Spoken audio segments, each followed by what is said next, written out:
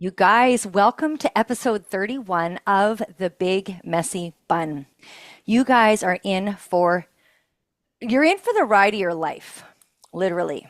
And I want you to buckle down, sit, whatever you're doing right now.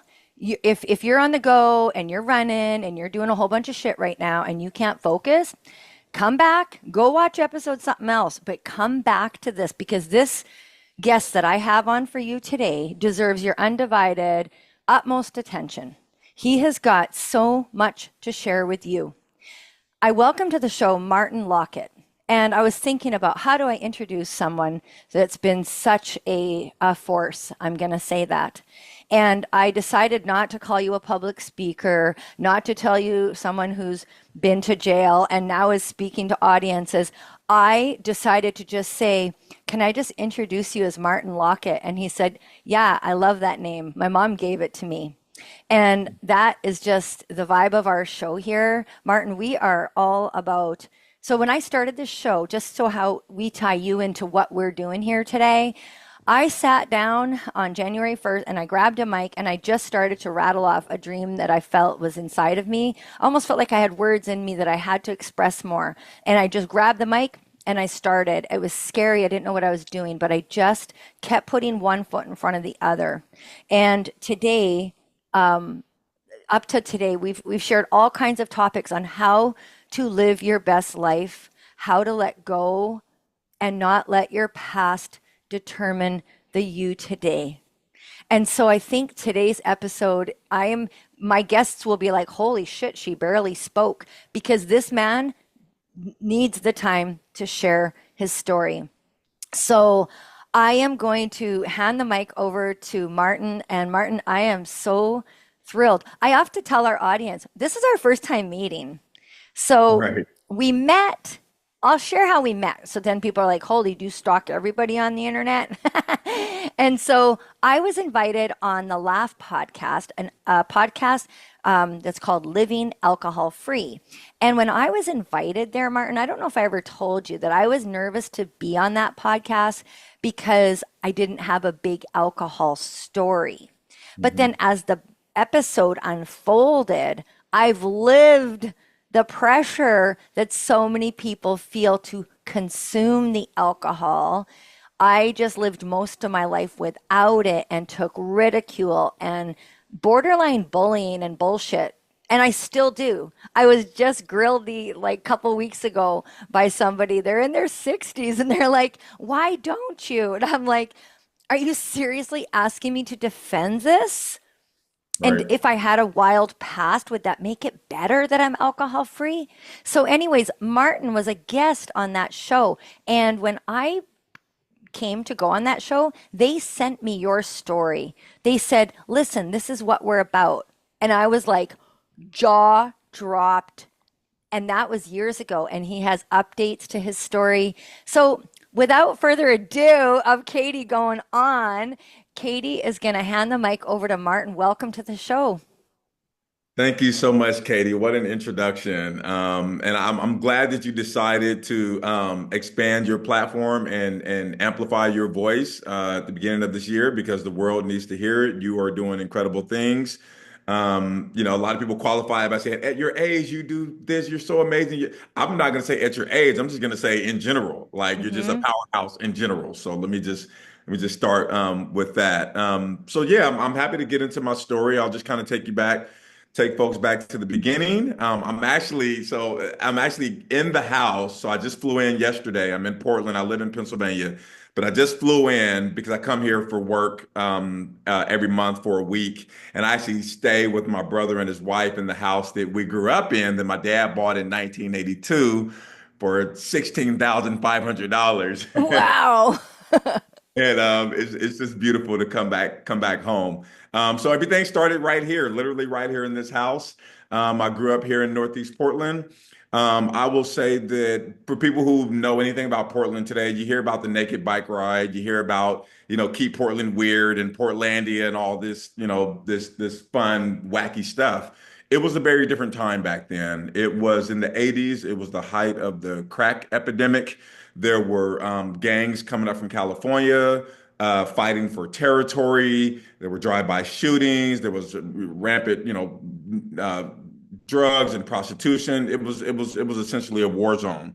And I'll say that my very loving parents did the best they could, I think, to insulate or to shield my siblings and me. I have a twin brother, two older sisters, but to shield us from the utter chaos that existed outside of these walls. And so we were involved in Little League and wrestling and Cub Scouts and all the stuff. And so I had a pretty normal childhood. I mean, we certainly didn't have much. We knew that we weren't, living high on the hog by any stretch, but we also didn't go without, right? My dad worked hard at the shipyard and then later at Freightliner to support our family. And so things were pretty normal. Things changed for me, as it does for many, many adolescents, when you go to high school. So when I went to high school, so I was a terribly shy kid. And it's a kid's worst nightmare to find themselves by themselves, right? And so I kind of latched on to other kids who actually happened to live in my neighborhood, but I had never met them. And as I reflect on it now, I'm thinking, well, yeah, because your parents did everything they could to keep you from them, silly. But this became my crew, and we started to do things that a lot of kids do but shouldn't be doing, like skipping school and smoking cigarettes. And I remember I took my first drink of alcohol. I was 14. I was at a party, and I remember how much I just fell in love with it because it enabled me for the first time in my life to kind of come out of my shell, to socialize more freely, to just loosen up, right? And to Mhm. just, enjoy the vibe.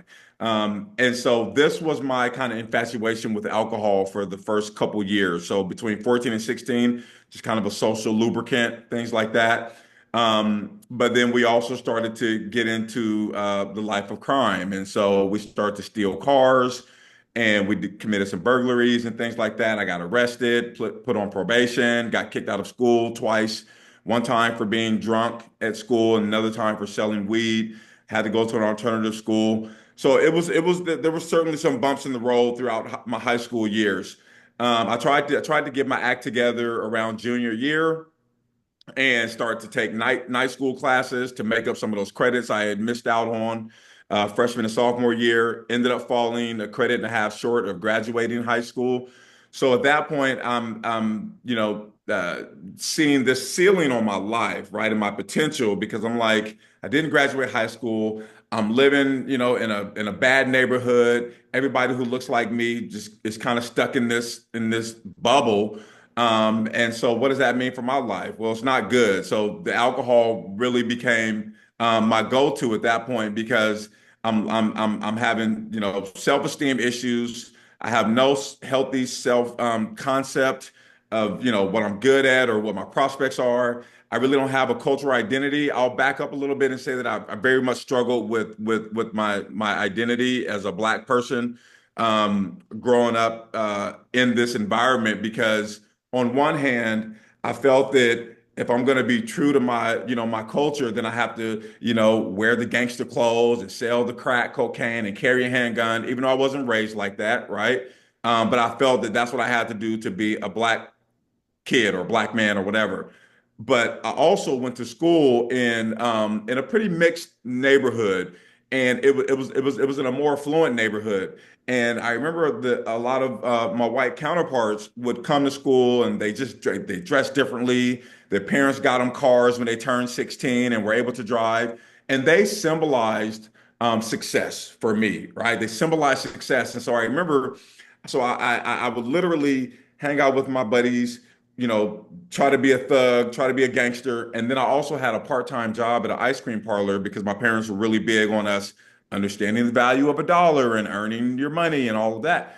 And so I remember I would go to work and I would hang out with all of my white coworkers after work, and I would quickly change. I had a whole different attire. I would change Yeah. into my Tommy Hilfiger clothes. I would try to, pronounce, my INGs as best I could, to gain their acceptance, right? Yeah. And to be a part of. And so I'm navigating between two entirely different identities to gain acceptance, and really not feeling like I'm true to either one because neither of those are me, right?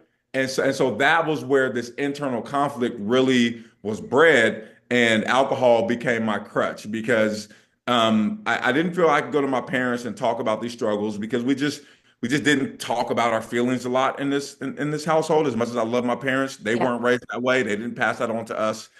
And so that's how I coped. And so alcohol became my best friend, as I say, until it wasn't. And so I'm just going to interrupt for 1 second, Martin. I please. think I think it was very common that you didn't talk about stuff to your parents because I didn't talk about stuff to my parents either. I think it's a little bit of that generation. Like if you seem to be okay, they were more worried if it was really bad. Like I had a big family and I had an older brother that was going through a lot of stuff. So he was kind of the focus. So like the rest of us were like, oh, you're doing all right? Okay, good. We're just gonna like let that fly, right? And so I think now people talk about this stuff more. Now we talk to our kids more.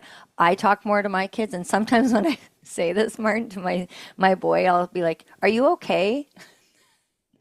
The one will be like, why do you ask me like that? You make me sound like something wrong. Right, But I'll let right. you continue. But I think it's Oh, common. that's a very, very good point. Very great point. And I think especially for boys, right? Boys are much less likely to talk about their feelings. So they're like, what do you mean? Am I okay? Yeah, I'm fine. Yeah. Why? Why are you Right. asking me? But no, I encourage parents certainly to have those conversations, know how your kids are doing. I work in the field now and we do suicide prevention and things like that, but we've seen these numbers spike, especially since the pandemic, during the pandemic, post-pandemic. Folks are struggling, especially our younger folks. Yeah. Um, and so after high school, I went to prison for the first time at 19. I went to prison for armed robbery with four of my friends. So five of us went to prison. I was sentenced to 5.5 years for that. I ended up getting out early. I served about 3.5 years. I was able to go to a boot camp program. I really tried to get my life together during this time, Katey. My parents were very supportive. Of course, they were disappointed. They were devastated. But my family was really solid. So they stuck by me. They encouraged me to get my GED and to turn over a new leaf and get my life on track. And I wanted to do that desperately for them, not Yeah. necessarily for myself, because I was still trying to figure out who I was, but I wanted to make my parents proud. So I did that. And when I got out, I came right back to this house. And for about 6 months, I was good. I was good. I was going to work at a warehouse. I enrolled in community college courses. I wanted to become a nurse. And were So you in from that. alcohol then? Like, were you dabbling Nope. then? No. No Wow. alcohol, no alcohol. I was going to church and I was doing well, but this is where things kind of faltered for me was that my buddies at that time, the ones who weren't in prison, obviously, but they were going to clubs, right? They were meeting women and having Yeah. fun and doing all the stuff. And here I am, 22, 23 years old. I'm sitting at home on a Friday night by myself, drinking tea, listening to gospel music, right? And Yeah. so it just wasn't fun. Yeah. So I thought in my brain, I said, okay, I can hang out, I can go to clubs, I can hang out, I can be a part of the scene. I don't have to drink, right? And I can still just have a good time and not feel like I'm missing out. Well, that never works, right? If you hang around people doing certain things for so long, you're gonna find yourself doing it. And I remember when I took that first alcoholic drink, it was like I had never stopped, right? For that Right. 3.5 years that I was in Right prison. back. Stop. Exactly.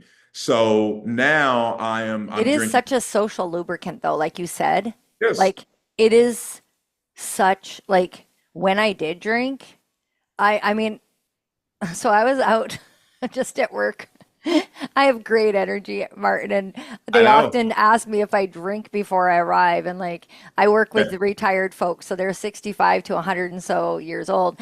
And I'm always like, no, I don't drink. Like, they don't understand the concept of that, right? That I can have this much energy and this vibrancy without. But I do remember when I did have it, I freaking loved it. Like, but I didn't like let's just have a drink. Like I never understood the concept of like a glass of wine with dinner. I was like, are you fucking kidding me? Right. Have like a bottle. Like I Exactly. just wanted lots or none. Like I was never someone let's go for a drink. I'm like, no, if I'm gonna drink, I'm gonna drink a lot. Yeah. And I knew that. And so I was like, I don't even like it. Like, I just, yeah. So, but I could see how you're away in prison. And I've talked to a few prison guys. So I used to work at a treatment center. About in 2010 to 2019, I worked in a treatment center and I did their wellness program for them. And so many of them would say, when you're in prison, it's like some of them, they see it as an opportunity because well, you can still get drugs and stuff in there, but you're locked up. So you've got some time, right, to pour into yourself, get your GED, get that. Now you're out. You have that first sip, and it just like you said, it just pulled you right back in. Yeah, no, absolutely. And I was of the same mindset, Katie. Again, I developed an alcoholic's brain, which doesn't operate like a non-alcoholic's brain, right? Where Yeah. they have that self-control, where they go in saying, I'm just gonna have one glass of wine with dinner, and that's it. And they can totally do Yep. that and be Yep. fine. That is Yep. not the way my brain worked. I'm Yep. sure it wasn't the way your brain worked and many others Yep. who suffer from this affliction. Um, and so that was the beginning of my demise. And so I'm drinking regularly now, but I'm also deluding myself into thinking that everything is okay because I'm still working a job. They love me at my job.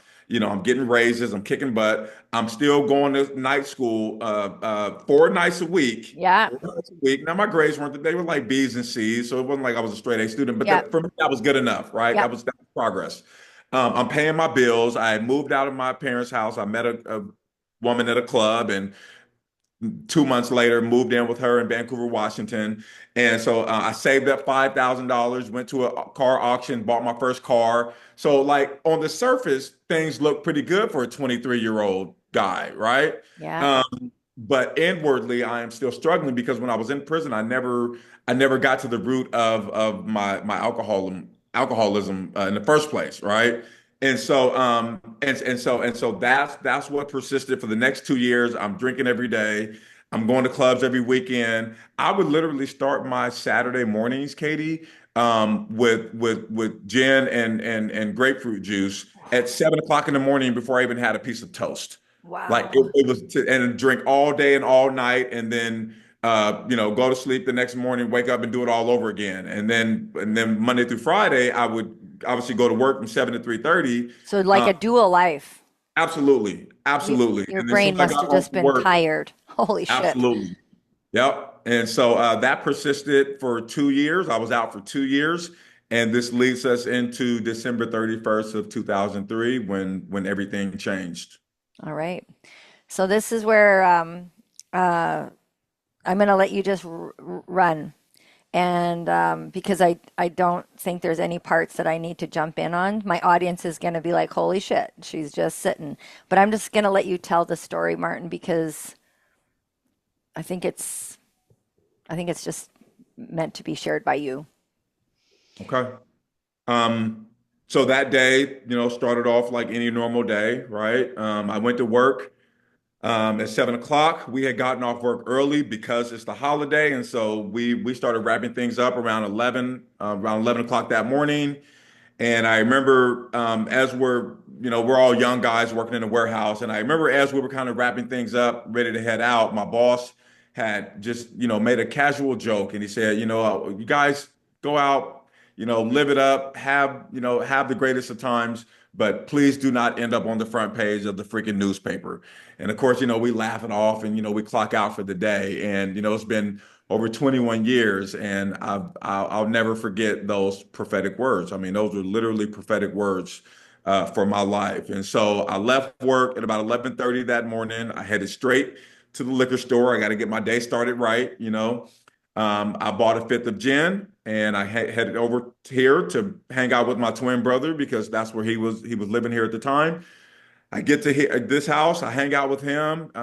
We had made plans for later that night to go to a house party. A guy that we had gone to high school with was having a house party. I had drank that entire fifth of gin by myself. I want to say between the hours of about 1 and 3 o'clock that afternoon. I mean, I had such a high tolerance, Katie. I mean, I Yeah. drank like a fifth. So a fifth of gin, no big deal, right? So I drank that in the afternoon, and then You thought I would have been content, right? But I was not because I had my ritual. And every day when I would get off work, I would go to the corner store and I buy four 24-ounce cans of malt liquor because that was my drug of choice. I get the most bang for my buck. It was absolutely disgusting, but Oh, it had the highest percentage of alcohol in that can of beer. And yeah, I get 24 ounces for like, $1.10 or whatever it was. And yeah. so I was all about it. So I went back to the store. I bought four 24-ounce cans of beer, and I drank those beers between the hours of about 5 and 8 o'clock that evening. So that's on top of the fifth. And then my brother and I decided that we would go head over to another friend's house in the meantime because, we didn't want to get to the party too early, right? So we get to that friend's house. The three of us hang out. We kill some time. I think we drink a pint of Hennessy between us, and it's now about 11 o'clock. So we go to exit his apartment to head out for the party, and as we're walking out the door, here comes the second warning of the day. And I've thought about this over the years. I'm like, there were warnings. There Oof. were several warnings throughout the day that I totally ignored. As we're walking out the door, his mother yells out from the kitchen and she says, you guys, hey, be careful tonight, okay? Just make sure you get home safely. And of course, we all say, yes, ma'am, we'll be careful. Obviously, we had no intentions of being careful that night. So we get to the party, we see a bunch of old classmates and friends. We celebrate, we drink more alcohol, of course. We bring in the new year, everything is wonderful. We leave the party at about 12:15 or 12:30 a.m. And as we're about to get into my vehicle, it was either my brother or my friend had asked me, they were like, "Hey, are you good?" And I'm like, yeah, I'm fine. And then they were like, "No, I mean, do you want one of us to drive?" Well, all three of us have been drinking. So I'm thinking like, I mean, what difference does it make? Well, they had drank a lot less than I had. Mm. So they probably would have been in a better position to drive, but this is just what I did every day, Katie. So it was no big Yeah. deal for me You to were like, drive. I'm qualified. I do it all the time. Like, I'll take care Exactly. of you guys. Nothing has happened to this point, right? Yeah. So we pile into my car. I take my friend home, no problem. I get back onto the freeway to take my brother home. And at this point, all I'm thinking about and feeling is how absolutely exhausted I am. And I'm thinking like, I can't wait to get him home because I knew I still had another, 20, 25 minutes to get to my house. And I just wanted to freaking go to sleep. I Yeah. didn't have to work the next day. And I just wanted to just You just wanted to crash. sleep. Yeah. Exactly. And I certainly don't say that with any pun. Yeah. Uh, and so on the freeway, I began to, pick up my speed to about 80 miles an hour. And this makes my brother nervous. And he said, "Hey man, you should probably slow down. The police are out, especially it being, the holiday and Yeah. all." And I thought for a second, well, that's a good point, right? That makes sense. He's probably right. So I went ahead and slowed down for the moment, and we exit the freeway. So now we're driving in a residential area, and the speed limit is like 20 or 25 miles an hour. And of course, that means nothing to me because I just want to get him home. Yeah. I speed up to about 60 miles an hour, and my brother he gets angry with me this time, and he's like, "Man, slow the f down. Like we're gonna crash. Yeah. Like just calm down. I've got this. I know what I'm doing. I do it every day. Like just Yeah. calm down, right?" And but just to keep him quiet, I went ahead and slowed down for the moment, of course. And so we drive for about 10 more minutes. And I am literally about to get into the left-hand turning lane to drop him off here at our parents' house. And he suddenly realizes he's like, "Hey, I'm out of cigarettes. We need to go up the road so I can get some cigarettes." And I'm thinking, here's one more stop that I don't want to freaking have to make. Yeah. So now I'm getting angry and I'm just done with it all. And so we drive for a couple blocks. And the mini mart that we need to get to for the cigarettes is just up the road, like two more blocks, right? But there's an intersection that we have to cross to get to the mini mart. And I'm 2 blocks from it, and I'm looking up at the light, and I can see the light is yellow. And I know, Katie, I'm not gonna make this light. Yeah. No way, right? I'm so intoxicated. I'm not seeing clearly. I'm not thinking clearly, but I also know there's no way I'm going to make this light. Yeah. I don't care. I'm going to get these stupid cigarettes and get him home so I can go to my house. So I immediately punched Punch the gas. it. I don't think twice about it. I punched the gas. And it's like I became tunnel vision. And this happens when a lot of people are driving intoxicated and they don't know, but you have a very narrowed field of vision that's Hmm. available to you. And that's what happened. And I punched the gas and I'm going through this light. And my brother, I can see my brother holding on to the little thing up here, with everything he's got. And I'm solely focused on getting through this light. And I'm telling Katey, I never saw the car. All I heard was boom. I mean, just this freaking earth-shattering crash. And I remember, the airbag deploys and, my face gently lands into this soft cushion. And I remember my car, obviously comes to a very slow winding halt. And my only thought is to check on my brother, right? So I look and I see my brother and he's starting to come out of it a little bit. He's moving around a bit. So I'm relieved instantly, we're both alive. Yeah. This is good. We survived. There was a guy on foot, comes rushing up to our car, frantically, of course. He's like, "Are you guys okay? Are you guys okay?" I'm like, "Yeah, we're fine. We're okay." And then I step out of my vehicle, and you would think, like most people, they would rush over to the other car to check on, the victims, but I didn't, right? Because I am so consumed by my superficial image of success. So I had my car, I had the clothes, I had the girls, I had all this stuff that made me feel like I was somebody important, right? So my car was my sole focus. And so I'm walking around my vehicle. I'm looking at the damage, my custom rims that are completely destroyed. The entire front end is just, caved in. And I am devastated because I am now looking at my prized possession, um, just in a heap of crumpled metal at this point. And then my brother gets my attention and he starts to point across the street where the car had spun about 60 or 70 feet or so before it stopped. And he said, "Hey man," he said, "it looks like somebody is lying down on the pavement over there and they don't appear to be moving." So instantly I start to, my attention goes from my car and I'm like, "Oh my God, like what have I done?" And of course you hear lights and sirens at that point, rushing to the scene. So you don't have time to process really anything. And they get there, the first responders attend to the victims, the policemen are talking to me, they take my brother several yards away to interview him. And, of course, he's asking me, how much have you drank tonight? And, do you think you should have been driving? I'm taking full accountability for everything because Yeah. I feel horrible about what has happened.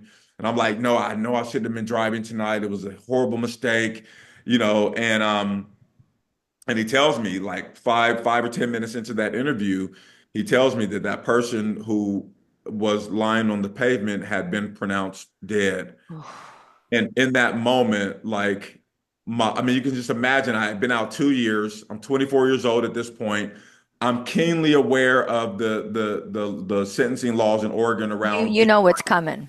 I know what's coming. You know what's coming. I know that like my life is over at this point, Yeah. right? And I'm also processing the fact that I'm responsible for killing another human being. Yeah.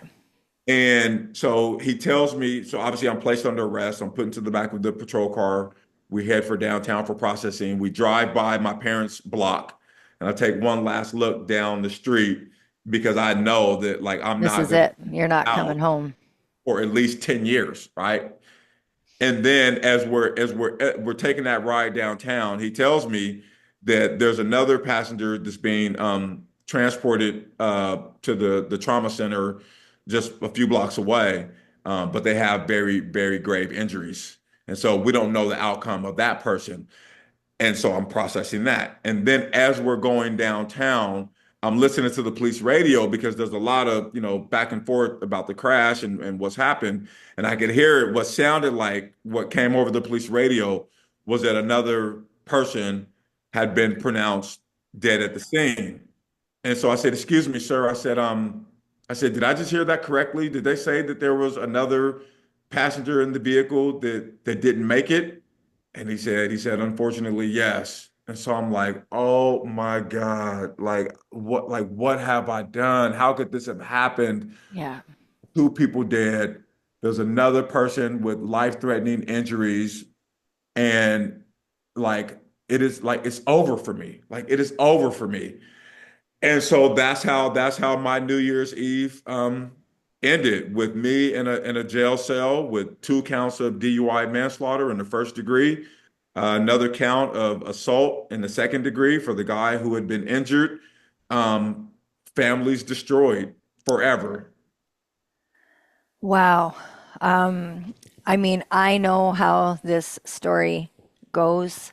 I've been following your journey, Martin, and but all I could do is just like think of my own children and that this can happen to anyone.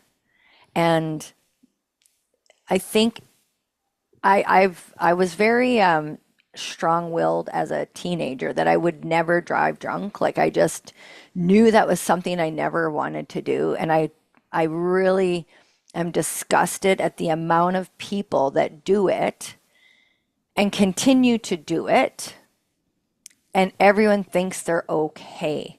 Like you knew you were smashed, and like, but there's people that are smashed that do this. But I'd like this message to get through to the people as well that are just pushing the luck a little bit, you know? So here's my thoughts on drinking and driving. So if I had a drink back when I was having, let's say I had a drink, I didn't want to drive. If I had a drink at 4 p.m. and I hung out with a group of people and it was 10, I would drive home. Right. 6 hours, one beverage. Right. But if I had a drink and then I was driving, I mean, I didn't do it. This is why I would always think, what if I didn't even do what you did? Like you were drunk, you were speeding, you hammered that gas, you were stressed, you were tired, you had all the social pressures, all this shit. You were 24 years old. People go out and drive, and the thought of like I'm a nervous Nelly driver, fucking sober. I'm always like, someone could step in front of you, someone could step in front of you. You just never know. And so Right. I'm very cautious driver. I probably drive people crazy sometimes when they're with me, but I'm not reckless. I'm not gonna be an idiot Yeah. because of not because of what happened to you, but someone could walk in front of you. I'd rather be so sober that at least it was a complete accident Right. versus holy fuck, what has happened? Yeah. No, Sorry, I'm that's a a cusser. I don't know if you're a cusser, no, no, no. Mark. You're fine. You're Okay. fine. No, that's a great point, and that's why when I speak at about 10 DUI panels, we'll talk about that, what the work I do today. But I never, ever, ever refer to what happened as an accident. It's always either a crash or a collision, Yeah. and there's a purpose for that because accidents happen in life, right? Accidents They're, happen. they're usually not preventable. But a DUI crash, a DUI fatality, harming someone because of a DUI collision is 100% preventable, Thank you right? for saying that. Thank you. Thank you for saying that. Yep. Because there's too many people that have lost people to this. We actually have a one of my son's best friends. I won't get into the details of it, but he was killed by a crash Hmm. and not an accident. Yeah. And I know that it's often referred as an accident. But in this, I just am so grateful that you said it like that because you're right. If I was sober and someone walked in front of me, oh shit, I didn't have enough reaction time, accident. Right. But this was not, this was a crash. Yeah. It could have been a minute. So Martin, I don't know how long you have or I have time, but I just I want to share because I was blown away at what you did. Like, so when you're now in jail, you're in prison, and what was the first like say 6 months like? Like, was there pressure to, be in gangs and continue that lifestyle gangster? Like, did you switch on a dime? Like, for some reason, I remember hearing a news report that was written about the victims, and I would love for you to share what was written and what that reporter said that stuck with you, that gives me goosebumps, that I think was a big pivotal moment for you? That's exactly where I was going next, Katie. That was certainly the pivotal point that led me on this path that I'm currently on today. So, about 4 or 5 days later, after the crash had happened, I'm in my cell, just minding my own business and doing whatever. And I noticed that someone had slid the Oregonian news, it's our statewide newspaper. They had slid it underneath my door, and I couldn't understand why because I didn't ask anybody to see a newspaper or anything like that. But I figured that there must be something important in there that somebody wants me to read. So I pick it up, I start to flip through it, and I see my mugshot on the front page of one of the sections. And I began to read this article. And with each paragraph that I read that morning, um, for the first time in several days now, these faceless victims in my mind Oof. became people, right? They became people. And these people had an incredible story. And their story was that they were in long-term recovery. So they were two women in their 40s who passed away. One has 16 years clean, one has 17 years clean. They were all about recovery. They would watch women's children so that ladies could attend AA and NA meetings. They were volunteers with Mothers Against Drunk Driving. They um, they were all about recovery and helping people find recovery. And in fact, the very night that this happened, Katie, they were actually returning home Oh, from a clean and sober New Year's Eve party, right? When they were struck and killed by a drunk driver. And I remember the columnist, he called it a palpable irony that these people who would have done anything to help someone like me would have their lives cut short by someone like me. And then he said something at the end of the article, what you had alluded to earlier, that changed everything for me in that moment. And he said, quote, perhaps the person they will have ended up helping the most is the man who's charged with killing them, end quote. And you got to remember, I'm 24 years old. I don't know how much time I'm going to be in prison. I know it's going to be anywhere between, 15 and 20 years on a plea bargain. I know that just because of the sentencing laws and things like that around DUI manslaughter. And I have no idea how this situation could possibly help me because as far as I'm concerned, my life is over, right? I am done. But it was a statement, Katie, I could not ignore. Like it yeah. was so profound, it was so deep. So I became determined to make sense of it. And so the only way I knew how to do that was to go back to my roots, my spiritual roots. And so I prayed for like the next, I don't know how many months, 4, 5, 6 months. I remember I did a lot of prayer asking for revelation into that phrase and how I was supposed to apply it to my life. I was just meditated on it. I would hear it when I would wake up. I would hear it when I'm eating breakfast. I would hear it when I'm going to sleep. And then one day it finally came to me. And it was really kind of, it wasn't what I expected. I kind of expected like this vivid supernatural dream or something Yeah. to be revealed, or this thunderous voice from the heavens to make it crystal clear. Yeah. And it wasn't. It really just came in the. It was a firm conviction that I had when it came to me, but it was basically just to make me know that the only way this tragedy will not be in vain is if I carry on these people's legacies.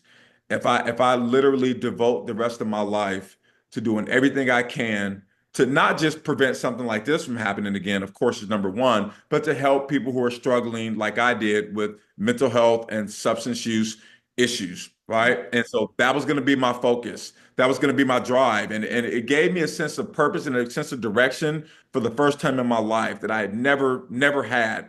And it helped to breed a healthy identity for me and a healthy self-concept and all these things that would evolve later throughout my term of incarceration. But I had a focus. I had something I could put my energy into.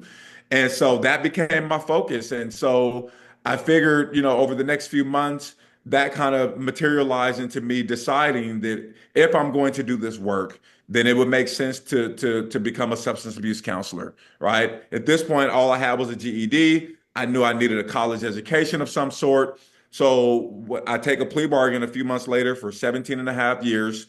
And in Oregon, that means you do 17 and a half years. You don't get out early for good behavior. You don't go to the parole board and they no, 210 months is what I was sentenced to. I did 210 months. Yep. And so yeah, I get the state prison. Good thing is Oregon prisons are not like California prisons or Texas prisons or Florida. You don't have to join gangs. You don't have to run with the cliques. Okay. It allowed me to be who I was, which was somebody not affiliated with any of those things, and to really just throw myself into my education and things like that. So I got along with everybody. I got along with the Bloods and the Crips and the essays and Yeah. everybody, right? I started lifting weights. That was a big part of my self-care. I do it today, have a home gym. I started jogging 3 miles a day. I really developed a pretty robust self-care plan during those years, and I just threw myself into my education. And what that looked like was I worked as a GED tutor, so I was in the education department, and I found out that I could take one college course every term, and so I did that, and I figured, well, if this happens long enough, they'll give me a degree at some point. I don't really You know got how this. 17 years, right? So I got keep enough plugging away. time to figure it out, right? Yeah. And so I did that. And then about 3 years into my sentence, my dad unexpectedly passed away at the age of 60 from a stroke. Oof. And my dad had worked feverishly to make sure that we had something when he wasn't here. So I was able to get part of his pension. I was able to get some of his life insurance money and things like that. So now I can finance my education outside of the prison walls. So I started taking distance education courses from Louisiana State University and Indiana University, and I parlayed all of that into I got a bachelor's in sociology from Colorado State University in 2013, and then 3 years later, I got a master's in psychology from California Coast University, and so I'm so proud of you. I have to just jump thank in you. here. I just want to Thank just give you the biggest hug and just tell you like what happened was horrible, like horrible. But how you are finding purpose through it and what you are achieving on a daily level now, like and the fact that like I'm just envisioning you in your like jail clothes studying, writing a test and doing the things, and I'm just wondering, did anyone else around you in the prison system, like did anyone else like, what are you doing, brother? Like why are you doing this? Like, did they think you were dumb, like not dumb, but like wasting your time? Like why bother? Or were they encouraging? Like what was the vibe like inside? Yeah, so guys, they saw that I was different. They saw that I was different, right? I wasn't running with the gangs. I wasn't on the yard with my chest puffed out trying to be a tough guy. And so that really resonated with some of the younger guys coming into the system because the young guys would come into the system, and of course the gangs would look to recruit them and stuff Yeah. like that. And I would try to reach them before that, right? And so I had the privilege of working with a lot of those guys in their GED curriculum because they didn't graduate high school. And so I had a lot of one-on-one time with these guys. So even though we're working on math and science and things like that, I'm also talking to them about life. It was And more than studies. exactly. And Yeah. so that allowed me to become a really trusted figure that they could confide in and look up to. And what that looked like, Katie, I would be on the yard, walking around with my, listening to my music, and they would seek me out. And I would have conversations on the yard with some of these young guys, black, white, didn't matter, but they would talk to me about like, just childhood trauma that they went through, being molested. I mean, just things you don't talk about, just in general, but let alone in a prison setting, right? Yeah. Don't talk about these things. But they felt comfortable enough with me to do that, knowing that they would Wow. get support and understanding and empathy and things like that. So yeah, and it also encouraged guys, especially like once they would get their GED and we would celebrate them, just to the moon and back, Yeah. and then would encourage them to take advantage of the college opportunities that were available. Yeah. And so it opened up a whole new world for them because they're like, wow, I guess I can go to college, right? Like this Yeah. never an option for me, and now it is. Yeah. And so they would get into the college program and would just see that there's a different way. And so it worked out for me. A lot of guys, here's the thing, guys respected the fact that I was consistent in how I did my time. They didn't respect the fact if some guys would be kind of one foot in the thug life and the gangs and all the prison politics, but then also want to like go to school and like be and they So didn't I respect. got to just stop for a second. This is so wild. So the 16-year-old version of you who was trying to live in this life of duality of trying to please everybody, instead you stayed in your fucking lane and you did life your way, Yep. kept you earning the respect of everyone around you because you weren't trying to tiptoe one way and tiptoe the other way. You were like, this is how I'm living my life, and that's just all there is to it. I think that's Exactly. beautiful. Yeah, well, because for the first time I had the confidence to walk my To own path. walk your own path. Exactly, exactly. And so I gained a very, I knew who I was at this point, and I knew, and this is a really important thing that I learned throughout this process, Katie, is that so when I was in my addiction and when I was younger and I was living this very superficial life and thinking I had to be a certain way to get people's attention to make me feel important, right? And so that also looked, I was very self-centered. I was very selfish, right? It had to be me, me, me, me, me. Let me grab everything I can get and show the world that I'm somebody, right? And it never worked. Whereas now I'm living the opposite life where I am giving of myself to Yes. other people, right? Yes. And it's about them, and in turn, that would pour back into me, and that's what gave me a sense of validation. That's what made me feel important, not by getting everything I can get, but by Yeah. giving away what I have, right? And that's what Yeah. we say, Yeah. hey, right? You keep what you have by giving it away. But that was such an important thing for me to learn. I was like, wow, that's the secret sauce right there. Yep.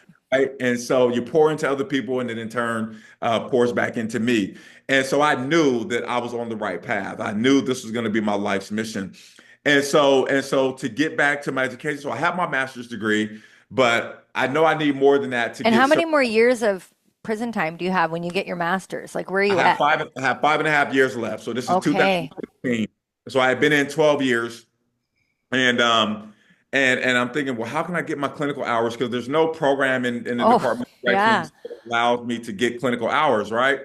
So I transferred to another prison where I know there's a substance abuse program there. And I had heard through the grapevine that some guys had gotten their state certifications as counselors through this program. I said, I gotta see if it's true.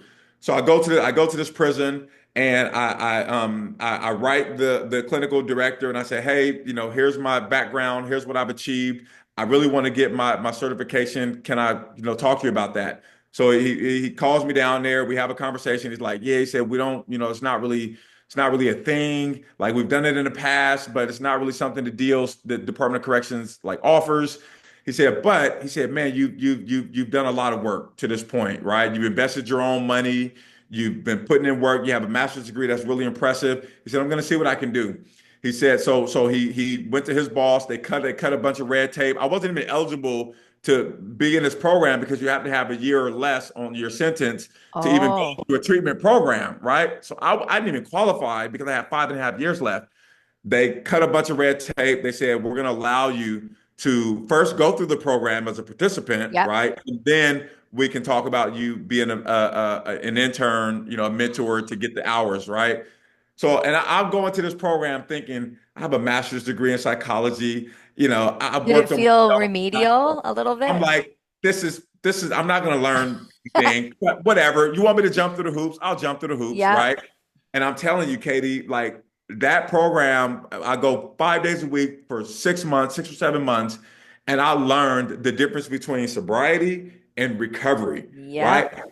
I had only been sober for the last 12 years. Oh my God, I love this part. I love I it. was not in recovery, Yep. right? I did not have like, so I learned about like the biopsychosocial spiritual model of recovery, right?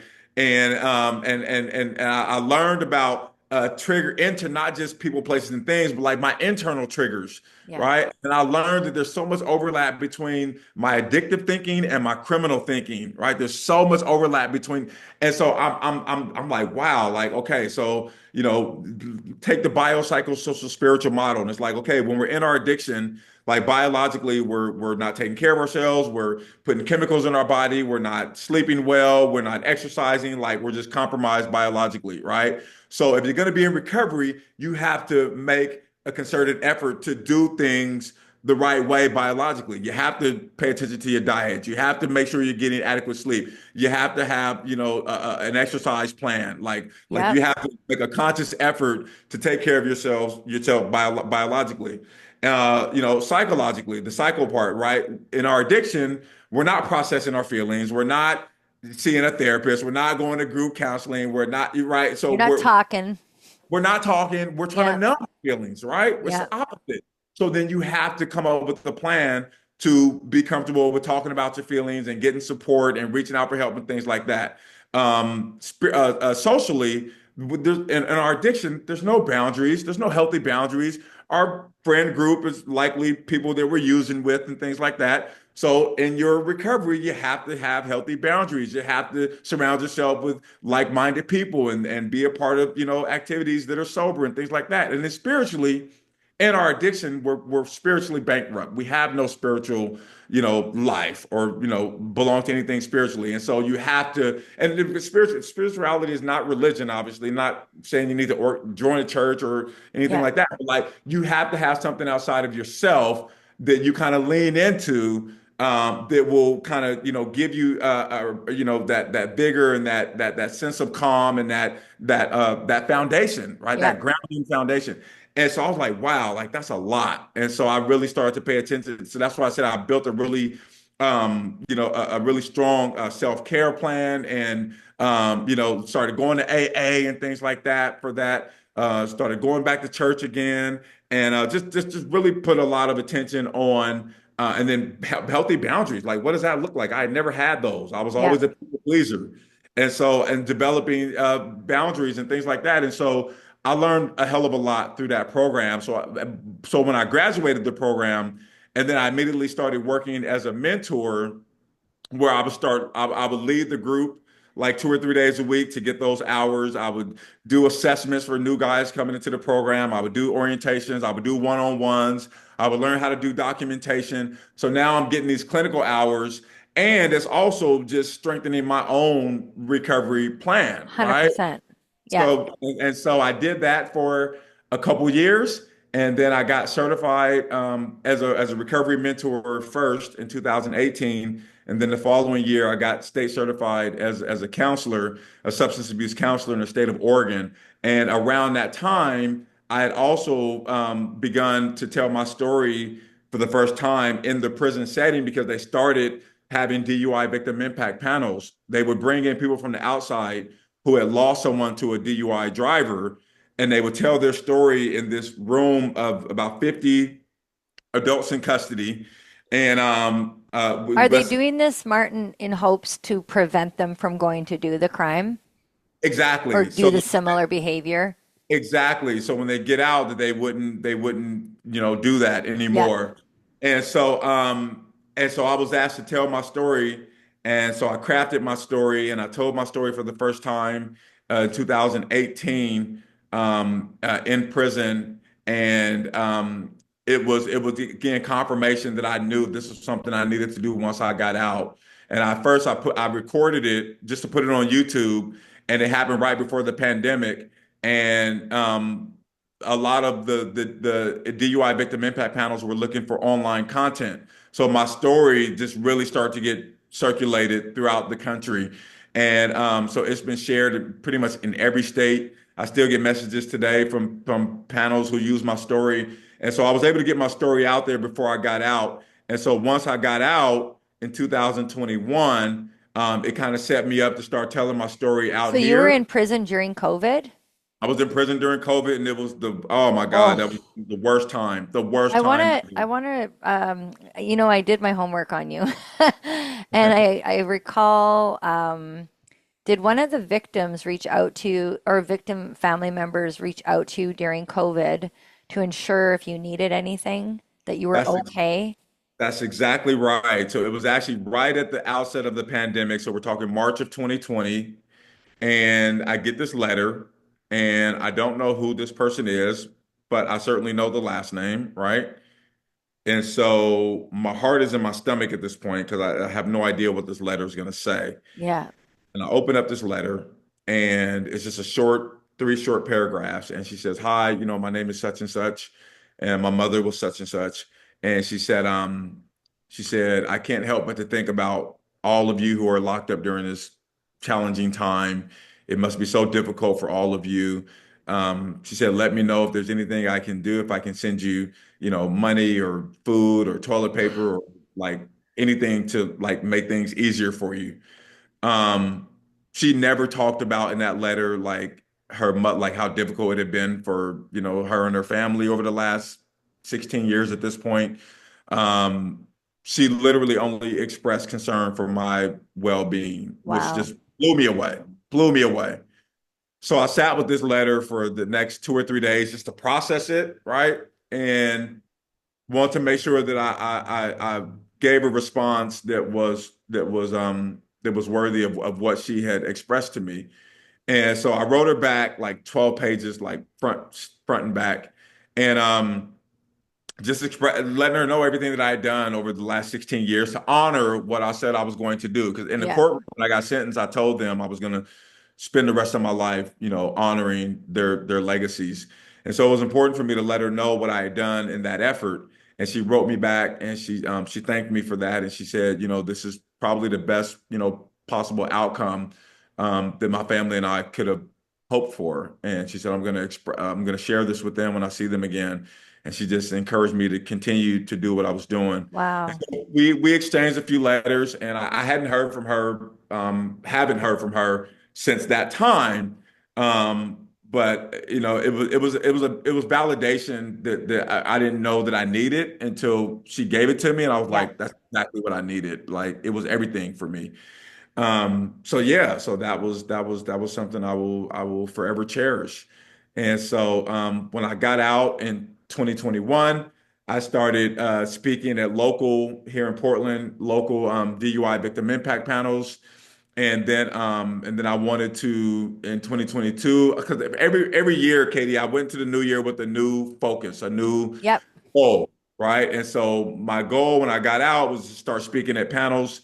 But then in 2022, I said, well, how can I really get my story out there to the masses in like the most efficient way? And I thought doing podcasts would allow me to do that. So I started reaching out to a bunch of people on Instagram to see if I could speak on their recovery-oriented podcast, which is how Yeah. I got on LAF. And so I started doing that. I probably did like 20, 25 podcasts in 2022. Started getting my story out there, created my website, and got my business cards and things like that. So if people reached out to me, I could be able to talk to them about speaking at their events. And so that was 2022, and then 2023. I said, well, how can I build my platform to get into more public spaces to do this? I want to speak in high schools, Yep. go to colleges. I want to do conferences. So that was my focus. So I did my research and started reaching out to different organizations that were about DUI prevention and traffic safety. And so I started reaching out to all these different programs and organizations and foundations.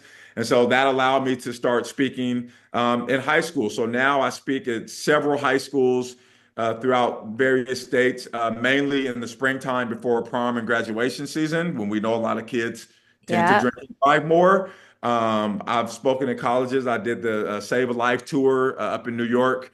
Did a few colleges through that program. I'll be doing Penn State in October during, I didn't even know this was a thing. It's called National Collegiate Alcohol Awareness Week. So a lot of college campuses do this campaign around Yeah. alcohol awareness. So I'll be doing that. I've spoken in numerous DUI prevention conferences, law enforcement conferences with DUI officers and drug recognition experts. I speak at about 10 DUI victim impact panels every month. And to go back to what you said earlier, that so many people drink and drive, and just it doesn't matter what walk of life you come from. And I can attest to that, Katie. I speak at these panels every single month. And in every panel, there's anywhere between 25 to 75 people. These are DUI offenders. So these are only the people who have gotten caught. Yeah. Because there's freaking to 100 times that amount out there Doing drinking it. coffee every day that haven't gotten, and I Yeah. do every single month. I speak at 10 to 12 panels every month like clockwork. And so I speak at alcohol safety classes. I do traffic safety. I do this work just Wow. prolifically, and so that's kind of my call to action, or not my call to act, but that's my mission oriented drive. Yes. But then I have a job, right? And Yeah. so my job is so I started working when I got out. I used my credential to work as a call counselor for the first 2 years that I was out, and I was able to work remotely. And then about a year and a half ago or so, almost 2 years now, actually, I got promoted to be a director. I'm the director of cultural engagement for the organization I work for, which is the Mental Health, Substance Abuse, Suicide Prevention Good for Organization. you.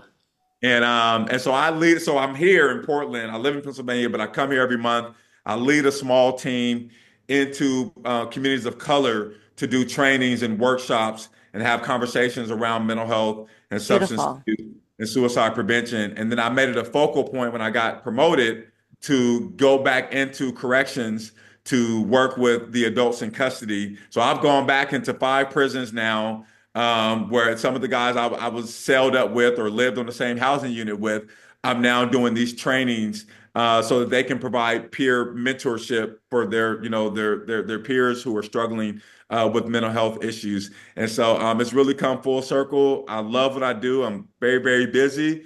It can be taxing at times when I'm going from state to state and doing the work, but I Yeah. wouldn't I wouldn't change it for anything because it's what I said I was going to do, and I'm able to come back to my community and make a difference. So So I'm curious, like, what is your life?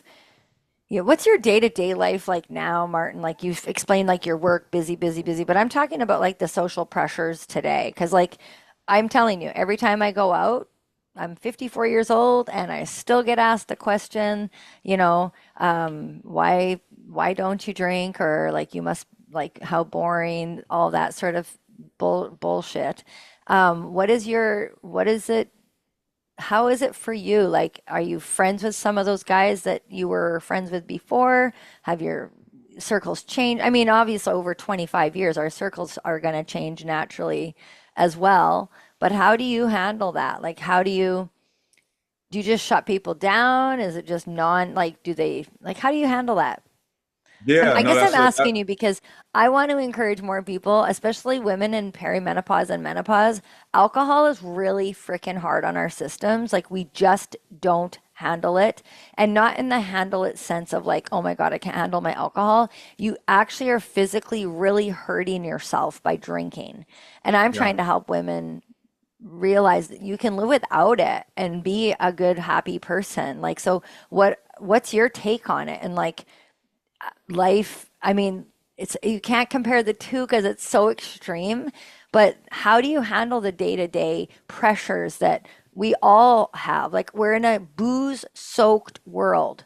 Yeah. We're in a drug-soaked world. We are in a let's just fucking numb it and carry on and who gives a shit world. And how do you handle yourself in that world? Yeah, yeah, no, that's a very good point. I was talking to somebody a little while ago, and I was saying at one of the panels actually, and I was saying that like it is so normal, it's such a normalized thing wherever you go for there to be alcohol. Like since when did baby showers start? Right? Like that blows my mind, Yeah. right? Which tells you like it's just I work expected. in a retirement home. I Yeah. work in a retirement home and they push, like, they don't push it, but they encourage it. And I'm like, it's hard on their freaking brains. Like, why are we doing this to these fragile brains, anyways? Blows my mind. I'm like, can we just have an event that's just fucking pop and juice and water and be okay? Right. Like, Right. anyways, sorry I cut you off, but Yeah. you're right. No, It no, no. shows up everywhere. You're right. You're right. And so I knew, so I think it's a little easier for me as far as navigating that because people know my story, right? So I Right. don't, I mean, I don't have to justify, not that I would be required to justify why I don't drink anyway, Yeah. but they know my story. And so nobody's going to be like, hey, man, why don't you just have a drink? Like, they know the last time I drank it ended in utter catastrophe, Yeah. right? But it was still important for me, like once I got before I got out to set those boundaries with people, to let them know that obviously this wasn't going to be a part of my life anymore, and I was going to, be doing things, without alcohol. People knew that, and but some of the kind of tips and tricks that I learned when I was in the treatment program, they said like when you go to a gathering, once you're strong enough to, like you feel good enough about going somewhere where alcohol is, and that's something you also have to determine for yourself if you're even ready for that. Yeah. But like just have a cup, make sure you have a cup in your hand, have some soda, have some. If you have something in your hand already, then Yes. people are less likely to offer you something, right? Yes. So that was just one of the tricks that I learned. But initially, I was like, well, I still haven't gone to a bar. There's no need for me to go to a bar, right? Like, Yeah. why would I go to a bar? But even like going to like I love sports, so like a Super Bowl party, right? Yeah. I'm like, okay, I'm gonna go to the Super Bowl party, but I know that I'm gonna leave like before the liquor starts flowing and people start to get crazy, Yeah. right? So I can still go and be a part of the social part early on, Yeah. but I know in my brain that around 5 o'clock when the drinks start flowing and people start getting belligerent, like whatever, like I know I'm gonna already have a plan to like exit stage Yeah. left. Right? So again, just kind of knowing, like having a game plan going in, is important, and then knowing your limitations and what you can tolerate and what you cannot. But I think here's the thing, like I was so worried before I got out that like being sober was going to be boring. I thought that like life was going to be boring. I really did. And so I was afraid about that. But I can tell you, like having been out, I just hit 4 years last month, and like I have freaking lived my best life without alcohol. I have traveled the world, literally been to countries, been to Africa. I've been skydiving. Definitely afraid of heights, but it was like I want to freaking do it because I can. Yeah. So out of a plane, 14,000 feet in the air, loved it. Have been rock climbing. I learned how to swim at the age of 43. I never knew how to swim. Got out, learned how to swim. Like, and I'm like, I am freaking living my best life. And to do it and to not have any alcohol be a part of that, and to wake up the next morning and remember everything I did the previous day is Oh, freaking incredible. that's Absolutely awesome. incredible. So Uh, like so I confirmed, I guess, to myself that you can totally live alcohol free, totally live your best life, be present all the way through it, yeah. right? Have these memories that are fully available to you when you reflect on them, and make you feel good every time you do. And it's a beautiful thing, right? And then you surround yourself with other people who are living the same life, Yeah. right? And so even if you lose out on some of these old friends, first of all, you have to question if they ditch you because you're alcohol free. Well, then I don't know if y'all were really friends to begin with. If Yeah. the kind of foundation of your relationship was getting drunk or getting high, Yeah. well then that's you can assess that for yourself. But there's so many people out there living, drug and alcohol free that you can have a blast with and be healthy with and really enjoy life with. And so I encourage Oh, that. I love it. I just love it. Ever since we met, like, I think I was on their podcast about a year ago. I believe I'm just trying to remember back. I think it was about a year ago. And then I studied you and we became friends on Instagram. And I think I just said, hey, I listened to your podcast. We listened to each other's. And it was just like, it's just been really beautiful to watch you and sticking to it. You made this commitment to carry this legacy on for these folks, and it's we can't go back. I think I posted this on your Instagram just the other day, something along the lines of like, we can't change what's happened. And this is what I try to communicate to my audience here is we can't change the past. Like, there's just no way of doing it, but you can change today, and you can keep making those promises to yourself. If you want to live a different life, if you want to be alcohol free, if you want to take care of your mental health better. No there's no end. Like, we can't go backwards, but you can take what you've got this far in your life and do something with it. You can do something incredibly profound that Martin's done, like to educate yourself during a time when a lot of people become even more self-absorbed, and like you chose to like pull back the layers of Martin, and thank goodness you did, because the world gets this beautiful human now to help so many. Like, you touch so many lives. And I am just curious if, like, I know the one messaged you during the pandemic, but what has it been like? Like, do they see you working? Do they see, like, how's that going for you? Yeah. So so that's the update that I have. And I was telling you before we hopped on here that this is an update that nobody knows. I haven't even shared it on Instagram or anything like that, only with my family.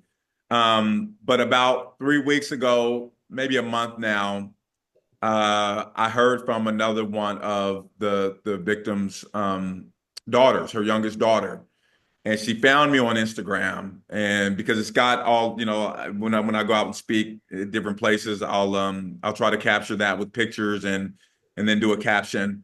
And so she reached out to me and sent me a DM, and she introduced herself, and she said, I see everything that you're doing, and I just want to thank you for that. I want to thank you for honoring what you said you were going to do all those years ago.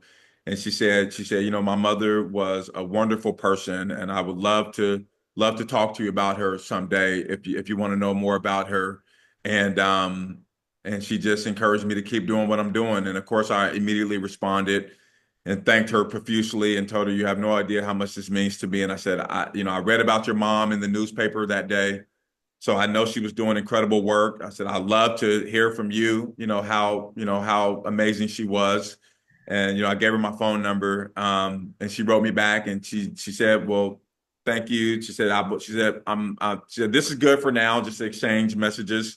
When I'm ready to, have a conversation, I'll definitely reach out Wow. again. For now, this is good. And yeah, so it was just a couple messages we exchanged, and that was just so incredibly, I mean, the strength and the courage it must have taken her to reach out to me.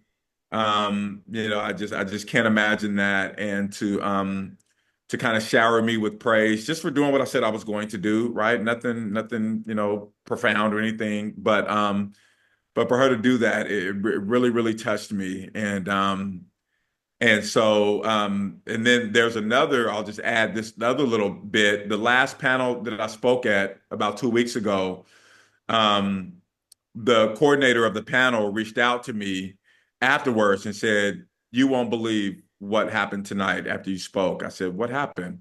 She said, there was a gentleman in the panel who he was there for DUI.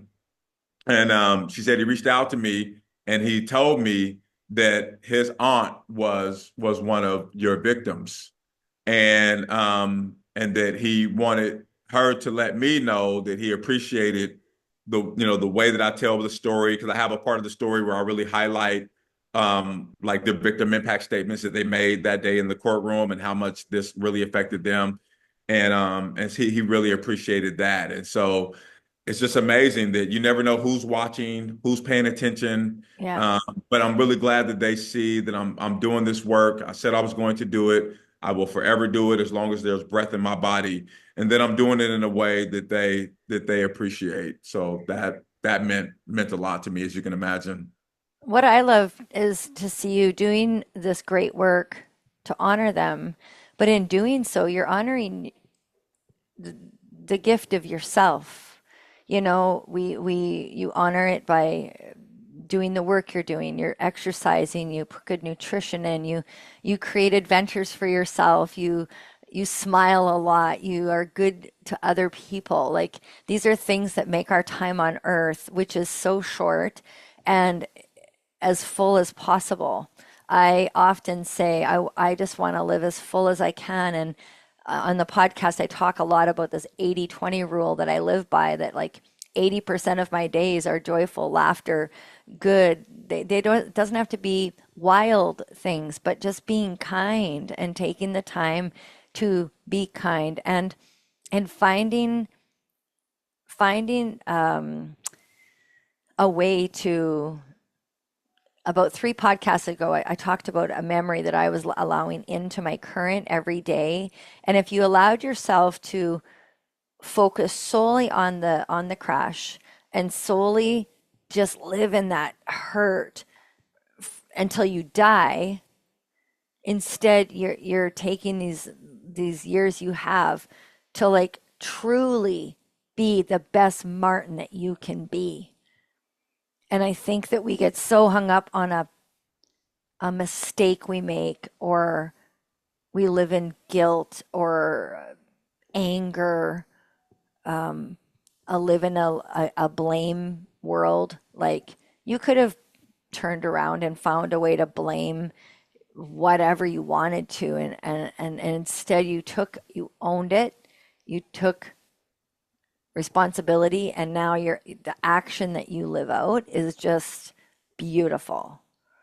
Yeah, no, I really appreciate you saying that. It makes me think about another point that I like to make to people, that I don't believe that we go through really, really, really trying, difficult times in our lives just because, right?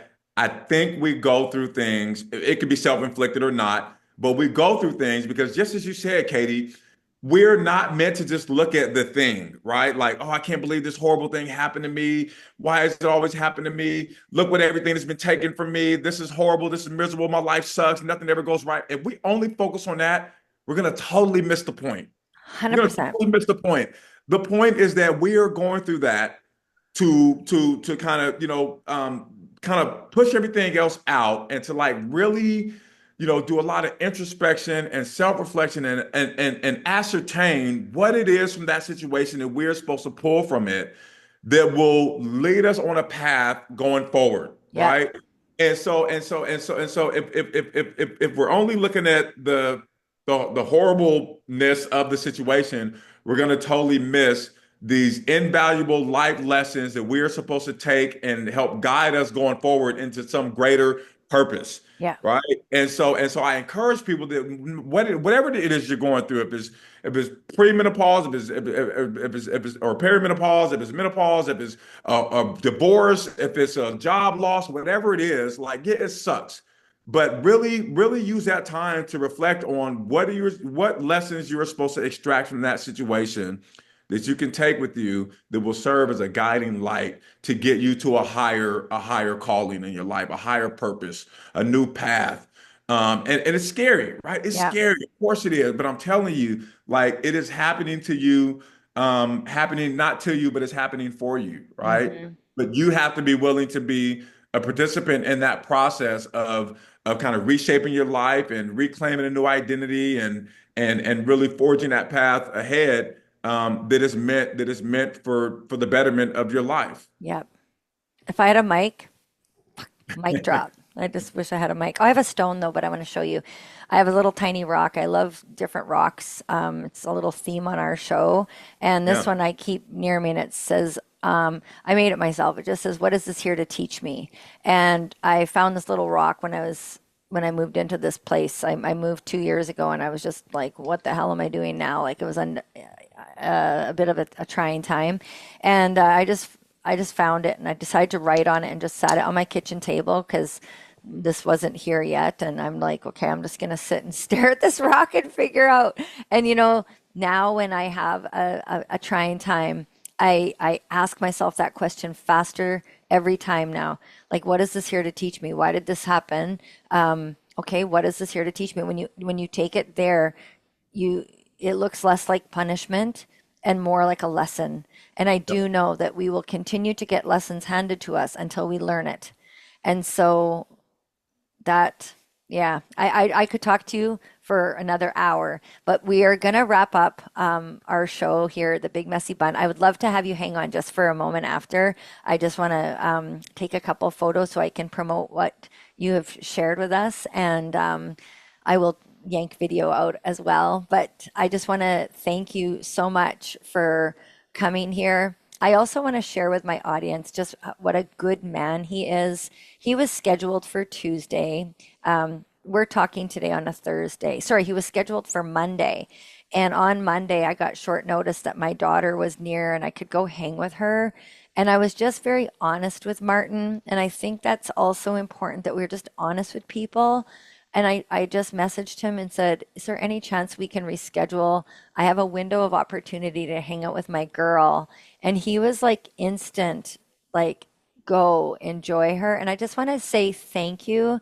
And that it's not unnoticed that kindness like that allowed me to go and spend time. And it's just all this theme of being flexible, being able to pivot. And I just want to say thank you for being our guest here on The Big Messy Bun. You're going to change and impact so many lives.